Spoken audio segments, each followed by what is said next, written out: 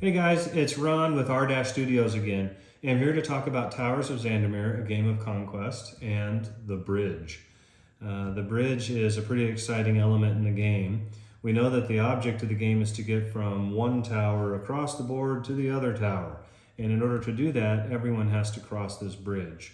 So the bridge can get a lot of action and a lot of energy and danger at any given time. So I want to talk about some of the different strategies or thoughts behind a bridge and hopefully help you be successful at winning the game. So we know that the stop is a stop action when you're crossing a bridge. It's not a stop action after you've already crossed, but when you're going to cross the bridge, in order for you to move from this stop action, you have to declare that you're going to roll for this person. Keep in mind that you're going to have 3 players on the board at any given time, and that you're going to be able to move at your discretion, except for stop action players. These you're going to need to declare, I am rolling for this token, and I am going to move this token. So, to get across the bridge, you can roll the dice just to get across. Now, you can be successful or unsuccessful depending on that roll. One of the reasons that the bridge can be so dangerous and exciting is you'll notice that one of the squares here is back to tavern. So if you just roll the dice naturally to get across the bridge and you roll a 3, oh, that's some bad news, because that will send you back to the tavern, which is going to put a big delay on your journey. So most of the time, you're going to not roll a 3 and you'll be okay. You might lose a turn, which is actually you're pretty happy about losing a turn when you're crossing the bridge. But there are other ways to attempt to get across the bridge. And some of those ways might be to use a card that has advanced 2 times your number rolled.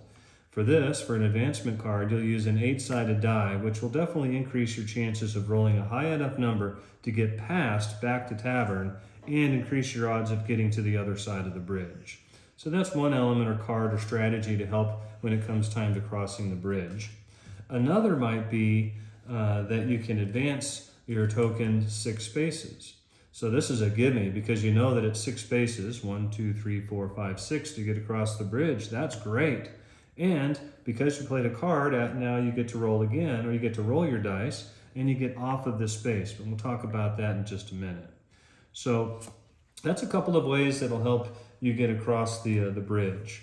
But when we're on the other side of the bridge, a rookie mistake would be to leave your token sitting here on the other side. Yay, I got across the bridge. Whew, that was great, that was exciting, and then you leave it sitting there. Well, if you read the rules, you know there's a rule called bumping, and another token can come along and they can bump your player back to the last stop or the last tavern, whichever was closer.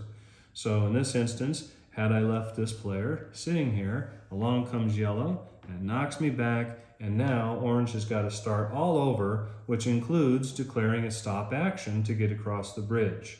So what are some things that we can do to prevent that? Well, one of the things that we can do is just be aware of our surroundings before you cross the bridge, knowing if the opponent is within reach to be able to knock you back. Or what you might be able to do is use some cards where perhaps you choose an opponent to lose a turn. Now you say yellow, you lose your turn. Now hopefully I get across the bridge on my turn and I can move my dice or my player before they have a chance to move again. So that's one strategy to prevent getting bumped. Another is to take an extra turn. Roll the dice, hope you get across the bridge, get that 6 or that 5 or whatever, and then take an extra turn so that you can get off of this space. It gets very, very packed around here. Again, you need to be cognizant of the players that are there. What you might find yourself doing is negotiating.